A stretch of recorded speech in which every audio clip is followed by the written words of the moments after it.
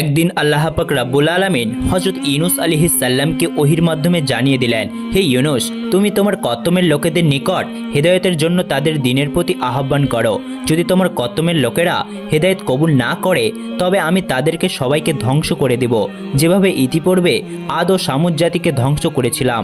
তারপর হযরত ইউনুস আলাইহিস সালাম তার কওমের লোকের নিকট গিয়ে বলল, হে আমার কওমের লোকেরা, তোমরা স্বীকার করে নাও যে আল্লাহ পাক রাব্বুল আলামিন ব্যতীত আর কোনো উপাস্য নেই। আমি তার প্রেরিত রসুল। তোমরা দেবদেবীর পূজা পরিত্যাগ করে এক নিরাকার ও সর্বশক্তিমান আল্লাহ পাক রাব্বুল আলামিনের উপাস্য ও ইবাদত বন্দেগী করো এবং আমার উপদেশ ও আদেশ অনুযায়ী কাজকর্ম করো। কিন্তু কওমের লোকগণ তার কথার প্রতি কোনো কর্ণাপতি করল না, বরং তারা জবাব দিল, হে ইউনুস, তুমি যদি আমাদেরকে টুকরো টুকরো করে ফেলো তথাপিও আমরা তোমার কথা শুনবো না এবং আমাদের পূর্বপুরুষদের ত্যাগ করব না এবং আমরা কোনোদিনই দেবদেবীর উপাসনা ছাড়ব না। হযরত ইউনুস আলাইহিস সালাম বললেন, তোমরা যে কথা বলছো তা তোমাদের জন্য ভীষণ বিপদের কারণ হবে। তোমরা যদি আল্লাহ পাক রাব্বুল আলামিনের প্রতি ঈমান এবং আমাকে নবী বলে স্বীকার না করো, এটা তোমাদের দুনিয়া ও আখিরাতের অকল্যাণকর হবে। যদি তোমরা কল্যাণ এবং মঙ্গল কামনা করো তবে তোমাদের ভুল পথ পরিত্যাগ করে আল্লাহ পাক রাব্বুল আলামিনের ইবাদতে লিপ্ত হও, আর নইলে অবশ্যই তোমাদের প্রতি আল্লাহ পাক রাব্বুল আলামিনের গজব নাজিল হবে, আর আখিরাতে তোমরা অন্তকাল ধরে দোজখের আগুনে জ্বলতেই থাকবে। এ থেকে তোমরা কোনোভাবেই রক্ষা পাবে না। এমন সময় একটি লোক হযরত ইউনুস আলাইহিস সালামকে বলল, আচ্ছা ইউনুস, তুমি যে কেবল গজবের কথা বলছো, গজবটা কী রকম আমাকে বলো তো, আমি একটু শুনি। তারপরে হযরত ইউনুস আলাইহিস সালাম জবাব দিলেন, গজব হলো অতর্কিতভাবে আল্লাহ পাক রাব্বুল আলামিন তোমাদের উপরে ভীষণ কোনো বিপদ আপদ অবতীর্ণ করে দিবেন। যেমন ধরো প্রবল ভূমিকম্প, ঝড় তুফান এবং বন্যা, মহাপ্লান কিংবা আসমান হতে অগ্নিবৃষ্টির মাধ্যমে নানা রকমের গজব আসতে পারে। আল্লাহ পাক রাব্বুল আলামিন তোমাদের উপরে নাজিল করতে পারেন। হযরত ইউনুস আলাইহিস সালামের এই কথা শুনে অপর এক ব্যক্তি বিদ্রূপ করে বলে উঠল, আচ্ছা ইউনুস, এতগুলো গজবের মধ্যে কোনটি আমাদের উপর অবতীর্ণ হবে সেটা সঠিকভাবে বলো। হযরত ইউনুস আলাইহিস সালাম বললেন, হে আল্লাহর বান্দা, কোনটি যে আপনাদের উপর আসবেন তা আমি সঠিকভাবে বলতে পারি না। এর সঠিকতা কেবলমাত্র আল্লাহ পাক রাব্বুল আলামিনে ভালো জানেন। তবে এই বিপদগুলির যে কোনো একটি যে আসবে তাতে কোনো সন্দেহ নেই, কেননা আল্লাহ পাক রাব্বুল আলামিন আমাকে তা জানিয়ে দিয়েছেন। হযরত ইউনুস আলাইহিস সালামের এই কথা শুনে সকলেই হেসে উঠল এবং তারা বলল, ইউনুস ধোঁকাবাজ, ইউনুসের কথার কোনো সুরতে নেই। এরপর তারা বলল, আচ্ছা তবে এই কথা বলো তো, ওই গজব কোন দিন আসবে? হযরত ইউনুস আলাইহিস সালাম বললেন, কোন দিন আসবে তাও আমি সঠিকভাবে বলতে পারি না, এটা কেবল আল্লাহ পাক রাব্বুল আলামিনই ভালো জানেন।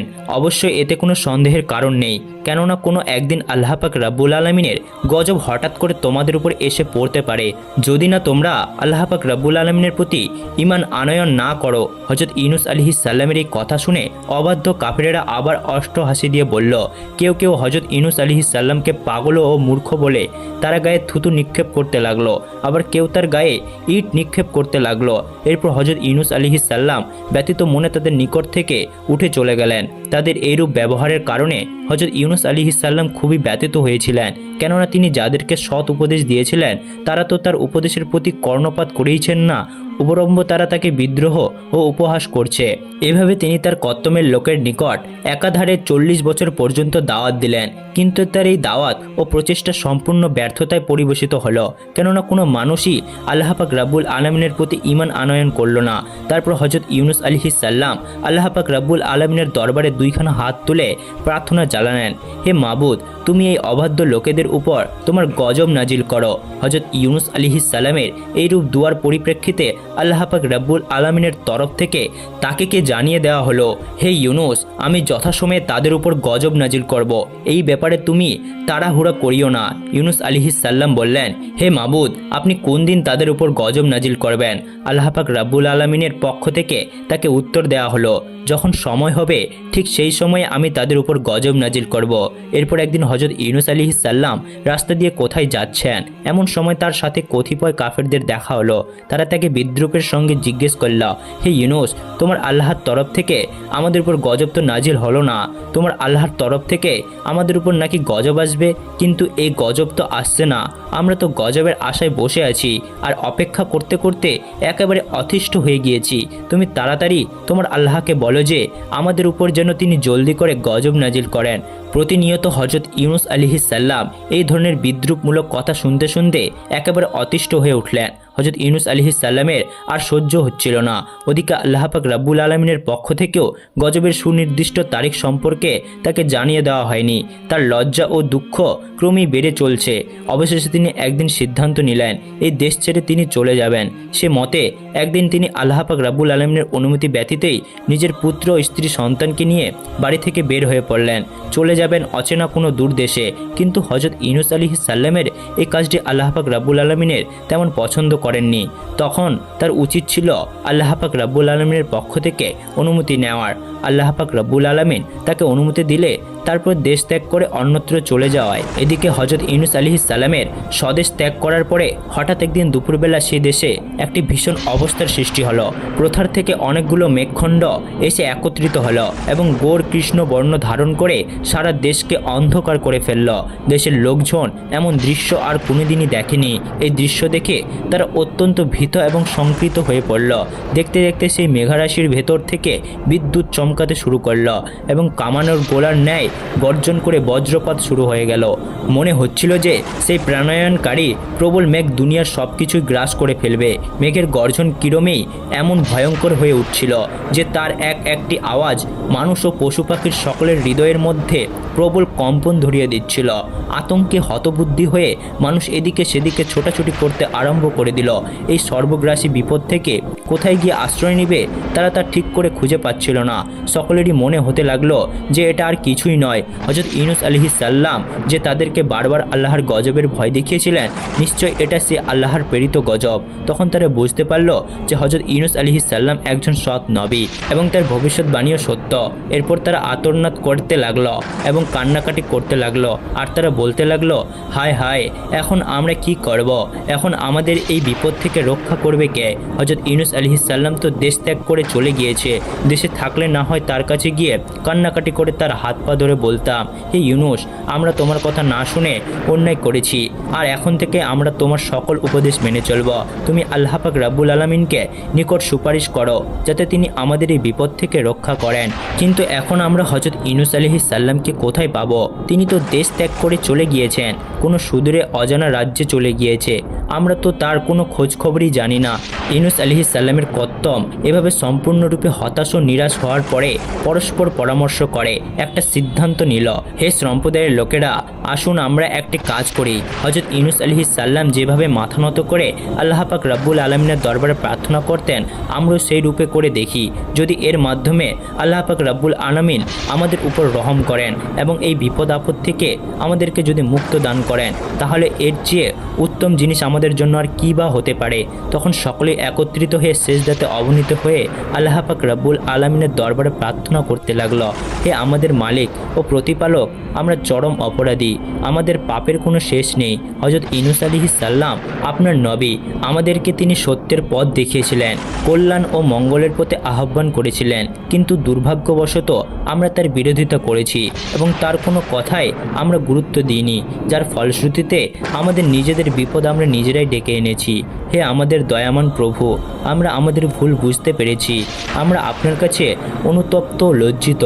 আমরা আর কোনোদিনই এইরূপ ভুল করব না এবং আমরা অন্যায় পথ পরিত্যাগ করে আপনার খাঁটি বান্দায় পরিণত হব। হে আমাদের মাবুদ, দয়া করে আপনি আমাদেরকে এই কঠিন বিপদ থেকে রক্ষা করুন। আপনি তো রহমান ও রাহিম।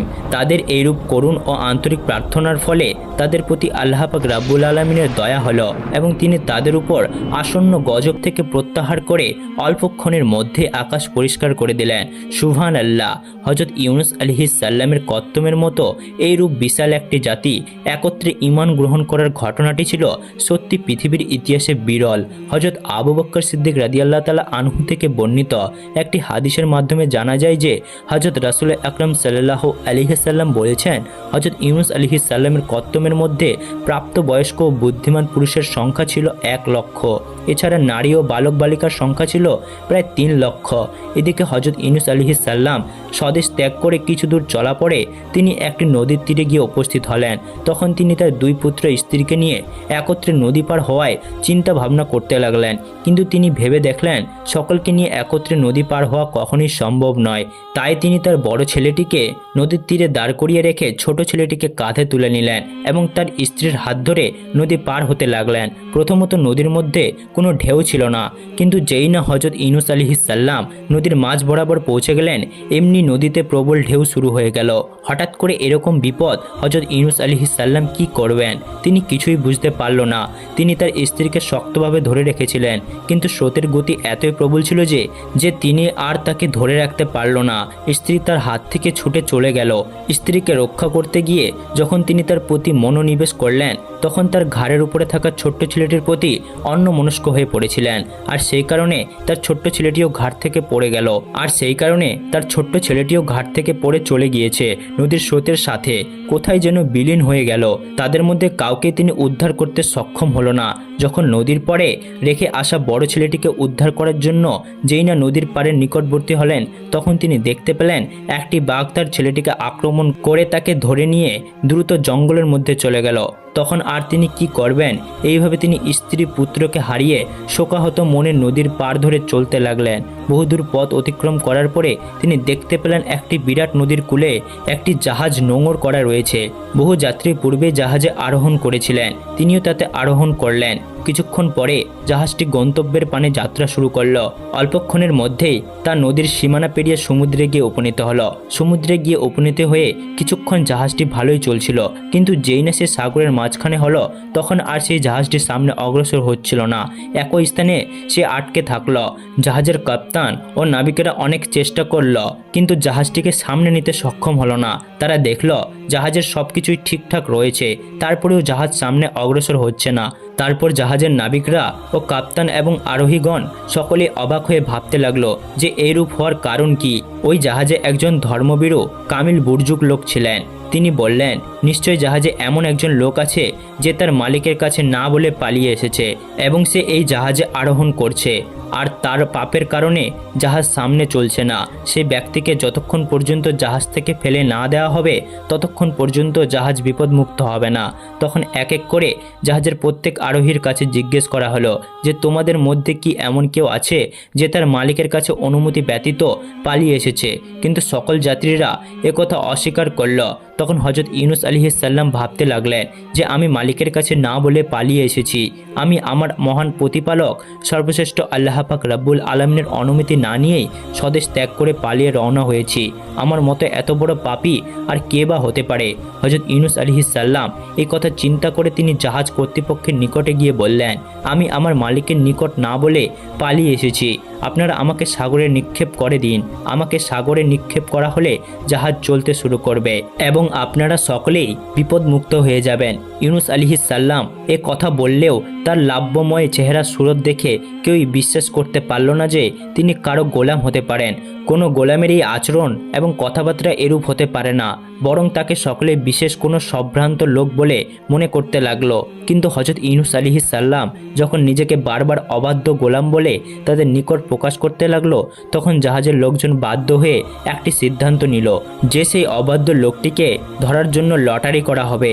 এরপর তারা লটারি করল, কিন্তু যতবারই লটারি করলো প্রত্যেকবারই হজরত ইউনুস আলাইহিসসালামের নাম উঠল।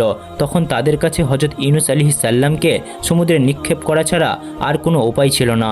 তারপর তারা তাকে সমুদ্রে নিক্ষেপ করল। সমুদ্রে নিক্ষেপ করার সাথে সাথে জাহাজটি আবার পূর্বের ন্যায় চলতে আরম্ভ করল এবং জাহাজের সকল যাত্রীরা বিপদমুক্ত হয়ে গেল।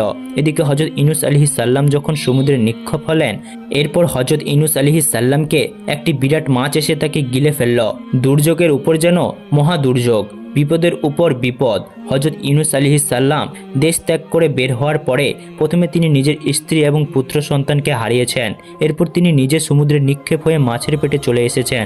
এর চেয়ে বড় বিপদ আর কী বা হতে পারে? আল্লাহ পাক রব্বুল আলামিনের একজন বিশিষ্ট নবী হওয়া সত্ত্বেও আল্লাহ পাক রব্বুল আলামিনের অনুমতি ব্যতীত স্বদেশ ত্যাগ করার কারণে আল্লাহ পাক রব্বুল আলামিন তাকে এই কঠিন বিপদ ও ভালো মুসিবত দিয়ে পরীক্ষা করেছিলেন। আল্লাহ পাক রব্বুল আলামিনের উদ্দেশ্য ছিল এই যে ইউনুস আলাইহিস সাল্লামের এই ঘটনাটি যে অন্যান্য নবী রাসূল এবং বিশ্বের মুসলমানদের জন্য একটি আদর্শ হিসাবে প্রতিষ্ঠিত হয়ে থাকে। আল্লাহ পাক রব্বুল আলামিন হযরত ইউনুস আলাইহিস সাল্লামকে দুনিয়া থেকে তুলে নেওয়ার বদলে তাকে বাঁচিয়ে রাখার ইচ্ছা করলেন। এ কারণে তিনি উক্ত মাছটিকে হুকুম দিলেন, হে মৎস্য, আমার প্রিয় নবী তোমার পেটে আশ্রয় গ্রহণ করেছে, সাবধান তার যেন কোনো প্রকার কষ্ট অসুবিধা না হয়, এদিকে তুমি সর্বদা লক্ষ্য রাখবে। হযরত ইউনুস আলাইহিস সাল্লাম মাছের পেটে যাওয়া মাত্রই কেঁদে কেঁদে আল্লাহ পাক রব্বুল আলামিনের দরবারে ইস্তেগফার করতে লাগলেন এবং তিনি ফরিয়াদ করতে লাগলেন, হে মাবুদ তুমি আমাকে ক্ষমা করে দাও, আমি আর কোনোদিন তোমার অসন্তুষ্টিমূলক কোনো কাজ করব না, তুমি আমার এবারের অপরাধগুলো অনুগ্রহপূর্বক মার্জনা করো। তিনি এভাবে আল্লাহ পাক রব্বুল আলামিনের দরবারে আকুতি ও মিনতি করছিলেন আর বারবার দোয়া পড়ছিলেন, লা ইলাহা ইল্লা আনতা সুবহানাকা ইন্নী কুনতু মিনাজ জালিমিন, লা ইলাহা ইল্লা আনতা সুবহানাকা ইন্নী কুনতু মিনাজ জালিমিন। হে আল্লাহ, আপনি ছাড়া কোনো মাবুদ নেই, আপনি পবিত্র আর আমি জালিম। এর অন্তর্ভুক্ত এভাবেই একধারে হযরত ইউনুস আলাইহিস সাল্লাম মাছের পেটে 40 দিন কাটালেন এবং ইউনুস আলাইহিস সাল্লাম মাছের পেটে থেকে বিরতিহীনভাবে একটি দোয়া পাঠ করতে লাগলেন। তিনি বুঝতে পারছিলেন না কখন দিন হচ্ছে আর কখন রাত হচ্ছে। 40 দিনে হযরত ইউনুস আলাইহিস সাল্লাম সর্বমোট 1,40,000 বার এই দোয়াটি পাঠ করেছিলেন। শেষ পর্যন্ত আল্লাহ পাক রব্বুল আলামিন হযরত ইউনুস আলাইহিস সাল্লামের প্রতি দয়া দেখালেন এবং তিনি বললেন, তিনি তার প্রিয় বান্দার এইরকম অবস্থায় আর বিচলিত থাকতে পারল না। তখন তিনি ওহির মাধ্যমে তাকে জানালেন, এই ইউনুস, তুমি যে দোয়াটি পাঠ করেছিলে এই দোয়াটি যদি তুমি পাঠ না করতে তাহলে কিয়ামতের আগে পর্যন্ত তুমি মাছের পেটেই থাকতে, কোনোদিনই তুমি মুক্তি পেতে না। আল্লাহ পাক রব্বুল আলামিন কোরআনুল কারিমে ঘোষণা করেছেন, আমি ইউনুস ডাকে সাড়া দিলাম এবং তাকে বিপদমুক্ত করে দিলাম, আর এভাবেই আমি মুমিনদেরকে বিপদমুক্ত করে থাকি। 40 দিন যাবৎ হযরত ইউনুস আলাইহিস সাল্লাম মাছের পেটে কোনো রকম খাবারের বা পানি গ্রহণ করেননি। আল্লাহ পাক রব্বুল আলামিনের তাসবিহ ছিল তার একমাত্র খোরাক। আল্লাহ তাআলা হযরত ইউনুস আলাইহিস সাল্লামের প্রতি কৃপা ও প্রদর্শন এবং তার দোয়া কবুল করার সঙ্গে সঙ্গে মাছটির পেটে অনেক ব্যথা ও বেদনা শুরু হয়ে গেল। মাছটি ব্যথা ও যন্ত্রণায় অস্থির হয়ে পড়ল। এরপর আল্লাহ পাক রব্বুল আলামিনের নির্দেশে একটি জনমানবহীন মরুময় দ্বীপে মাছটি হযরত ইউনুস আলাইহিস সাল্লামকে উদ্গ্রীণ করে দিল এবং এভাবেই সে নিজের পেটের ব্যথা থেকে মুক্তি লাভ করল আর শাস্তি ও স্বস্তির মুখ দেখল। হযরত ইউনুস আলাইহিস সাল্লাম তখন প্রায় জীবন্ত মৃত্যুর মতো হয়ে পড়েছিল। সামুদ্রিক মাছ ইউনুস আলাইহিস সাল্লামকে নির্জন দ্বীপে উদ্গীর্ণ করে দিয়ে সমুদ্রে চলে গেল। মাছটি ইউনুস আলাইহিস সাল্লামকে যেই দ্বীপে উদ্গীর্ণ করে দিয়েছিল সেই দ্বীপে না ছিল কোনো জনমানবের চিহ্ন এবং না ছিল কোনো গাছপালার চিহ্ন। দীর্ঘ 40 দিন মাছের পেটে অবস্থান করার কারণে হযরত ইউনুস আলাইহিস সাল্লামের শরীরের চামড়াগুলি একেবারে পাতলা হয়ে গিয়েছিল। দ্বীপটি মরুময় হওয়ায় এবং গাছপালা না থাকায় রৌদ্রের তাপে হযরত ইউনুস আলাইহিস সাল্লামের শরীরে সরাসরি পতিত হতে লাগলো আর এতে হযরত ইউনুস আলাইহিস সাল্লামের অনেক কষ্ট ও যন্ত্রণা অনুভব হতে লাগলো। অপরদিকে ক্ষুধা ও তৃষ্ণাতেও তিনি একেবারে কাতর হয়ে পড়েছিলেন, কিন্তু তিনি কি খাবেন? সমুদ্রের পানিও ছিল লবণাক্ত এবং আশেপাশে এমন কোনো খাবারও নেই যে খাবার খেয়ে তিনি নিজের শরীরের শক্তি ফিরিয়ে আনতে পারে। খুবই নির্জন পরিবেশ। হযরত ইউনুস আলাইহিস সাল্লামের প্রতি আল্লাহ পাক রব্বুল আলামিনের রহমত অবতীর্ণ হলো। যেখানে তিনি অর্ধমৃত অবস্থায় শায়িত ছিলেন তার একেবারে নিকটে আল্লাহ পাক রব্বুল আলামিনের একটি লাউ গাছ উৎপন্ন করে দিলেন। দেখতে দেখতে লাউ গাছটি বড় হয়ে গেল এবং বড় হয়ে ক্ষান্ত থাকলো না, তাই একটি ঝোপে পরিণত হলো আর হযরত ইউনুস আলাইহিস সাল্লামের শান্তির জন্য পরম আরামদায়ক ছায়া প্রদর্শন করতে লাগলো। আল্লাহ পাক রব্বুল আলামিনের এই অশেষ কৃপায় ইউনুস আলাইহিস সাল্লাম অশেষ শুকরিয়া আদায় করল। সুবহানাল্লাহ। হযরত ইউনুস আলাইহিস সাল্লাম সেই অবস্থানে বিশ্রাম করে তার প্রাণ শীতল হয়ে গেল। একটু পরেই তিনি দেখতে পেলেন সেই গাছে কতগুলি ফল ধরল। দেখতে দেখতে সেই ফলগুলি বড় হয়ে গেল। এই ফলগুলি দেখতে লাউয়ের মতো হলেও সেগুলো ছিল অত্যন্ত মিষ্টি ও সুস্বাদু। তার মধ্যে থেকে আল্লাহ পাক রব্বুল আলামিন একটি ফল হযরত ইউনুস আলাইহিস সাল্লামকে ভক্ষণ করার ব্যবস্থা করে দিলেন। সেই ফলটি ভক্ষণ করে ইউনুস আলাইহিস সাল্লাম দেখলেন এমন সুমিষ্ট ও সুস্বাদু ফল তিনি আর জীবনেও আর ভক্ষণ করেননি। তার কারণ ছিল এই যে এটি ছিল জান্নাতি ফল। এভাবে আল্লাহ পাক রব্বুল আলামিন তার ক্ষুধা নিবারণ করলেন।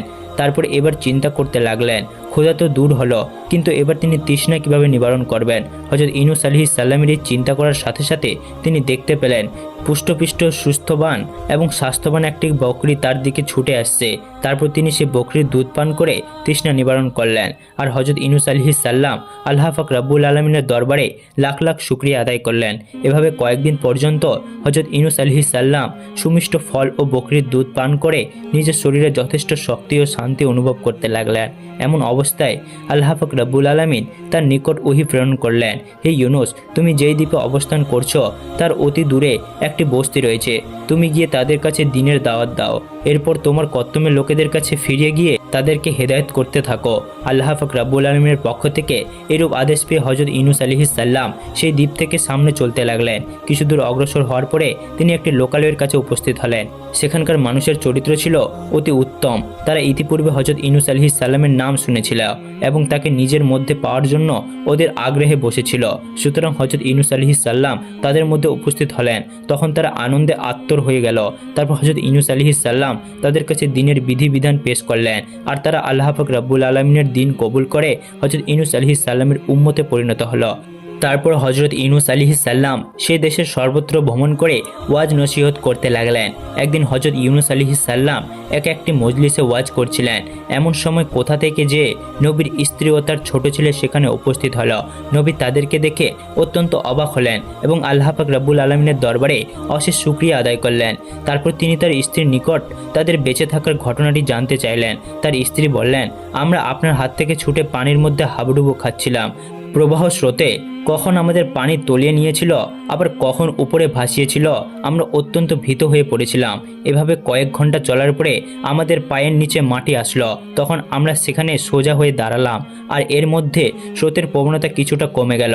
একটু পরে আমরা দেখতে পেলাম যে সেখানকার পানি সম্পূর্ণরূপে শুকিয়ে গিয়েছে।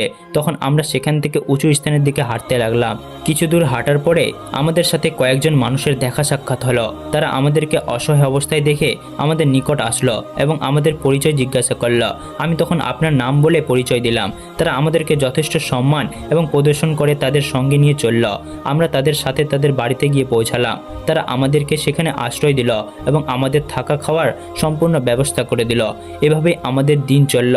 এরপরে একদিন আমি স্বপ্নে দেখলাম একজন শুক্র পোশাক পরিহিত ব্যক্তি আমাকে বলছে, হে নবীর স্ত্রী, তোমার স্বামীর উপর আল্লাহ পাক রব্বুল আলামিনের পরীক্ষা শেষ হয়েছে। অল্প দিনের মধ্যেই তার সাথে তোমরা সাক্ষাৎ হবে এবং আল্লাহ পাক রব্বুল আলামিন তোমাদের সুখের দিন ফিরিয়ে দিবেন। এরপর একদিন আমরা জানতে পারলাম যে আপনি এই লোকালয়ে আগমন করেছেন আর এই খবর পেয়ে আমরা আপনার কাছে এসে উপস্থিত হলাম। স্ত্রীর মুখে এই কাহিনী শুনে নবী অনেক খুশি হলেন এবং আল্লাহ পাক রব্বুল আলামিনের দরবারে লাখ লাখ শুকরিয়া আদায় করলেন। একদিন পরে হযরত ইউনূস আলাইহিস সালাম এক বৈঠকে বসে ওয়াজ করছিলেন। এমন সময় একজন লোক এসে উপস্থিত হয়ে নবী হযরত ইউনূস আলাইহিস সালামকে একটি ঘটনা বলল। সে বলল, হুজুর, আমরা 8 থেকে 10 জন লোক একটি জঙ্গলে কাঠ কাটার উদ্দেশ্যে গমন করলাম।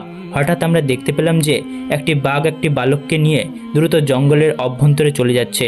তখন আমরা সকলে মিলে অস্ত্র শস্ত্র নিয়ে বাঘটিকে ধাওয়া করলাম। আমাদের ধাওয়া খেয়ে বাঘটির বালকটিকে ছেড়ে চলে গেল। বালকটি সম্পূর্ণ মুমূর্ষ অবস্থায় পড়েছিল। এরপর আমি আমার বন্ধুরা বালকটিকে বাড়িতে নিয়ে আসলাম। অনেক চিকিৎসা ও সেবা যত্ন করলাম, যার কারণে সে সম্পূর্ণরূপে আরোগ্য লাভ করলো এবং সে সম্পূর্ণ সুস্থ হয়ে উঠল। সুস্থ হওয়ার পরে সে তার সম্পূর্ণ ঘটনা আমাদেরকে খুলে বলল এবং সে বলল যে আমি আল্লাহর নবী হযরত ইউনূস আলাইহিস সালামের পুত্র। তখন হযরত ইউনূস আলাইহিস সালাম বললেন, আমার পুত্র কোথায়? তাকে জলদি নিয়ে এসো। লোকটি বলল, হুজুর, এক্ষুনি আমার সঙ্গে লোকজন তাকে নিয়ে আপনার কাছে উপস্থিত হবেন। এর কিছুক্ষণ পরে হযরত ইউনূস আলাইহিস সালামের ছেলেটিকে নিয়ে কিছু লোক তার কাছে উপস্থিত হলো। ছেলেকে এভাবে অকল্পনীয়ভাবে ফিরে পেয়ে হযরত ইউনূস আলাইহিস সালাম আল্লাহ পাক রব্বুল আলামিনের দরবারে লাখ লাখ শুকরিয়া আদায় করতে লাগলেন এবং তার দুই চোখ দিয়ে আবিরল ধারায় আনন্দের অশ্রু বের হতে লাগলো। স্ত্রী পুত্রকে ফিরিয়ে পাওয়ার পরে হযরত ইউনূস আলাইহিস সালাম চিন্তা করলেন এবার তাকে স্বদেশ পানে ফিরে যেতে হবে এবং এটাই ছিল আল্লাহ পাক রব্বুল আলামিনের নির্দেশ। তারপর তিনি সেই দেশের লোকজনকে বিদায় জানিয়ে স্বদেশের পথে রওনা করলেন। প্রিয় দর্শক, এটাই ছিল হযরত ইউনূস আলাইহিস সালামের ঘটনা। ভিডিওটি যদি আপনাদের কাছে ভালো লেগে থাকে তাহলে অবশ্যই একটি লাইক ও কমেন্ট করবেন এবং আপনাদের মন্তব্য অবশ্যই জানাবেন। খোদা হাফেজ।